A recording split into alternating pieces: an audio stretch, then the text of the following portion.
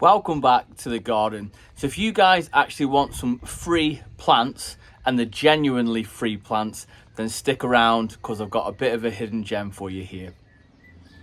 So interestingly enough, I'm not talking about sowing from seeds, or I'm not talking about doing cuttings and things like that.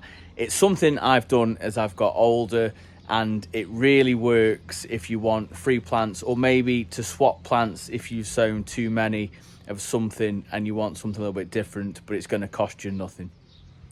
So with social media being exactly what it is, if you are on Facebook or Instagram or anything like that, then you can join a local gardening group. And even if you're not on Facebook, then I'm sure your towns or villages or even cities will have some information about gardening clubs local to you. Now, interestingly enough, what happens at these gardening clubs or garden sites is people will post saying, I've got X, Y or Z, does anybody want it? Right, so that's exactly what I did at the weekend. So somebody put some castor oil plants up, which is fantastic because I grew some last year and haven't grown some this year. Someone put, do you want some of these? So I said, yeah, I'd love some.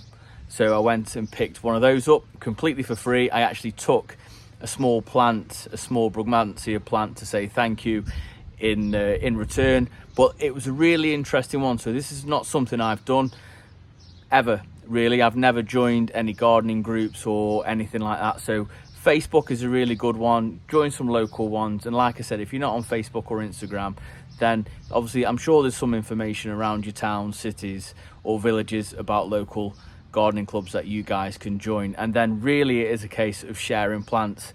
I know Ian and Malvin, and I'm sorry if I haven't mentioned, some of you guys have done that with me. You guys have bought me some plants, or I've collected some plants, and I may have give you a couple in return. But genuinely, it's a really good way to get free plants, but also kind of get out there, get talking, and then obviously keep the passion alive.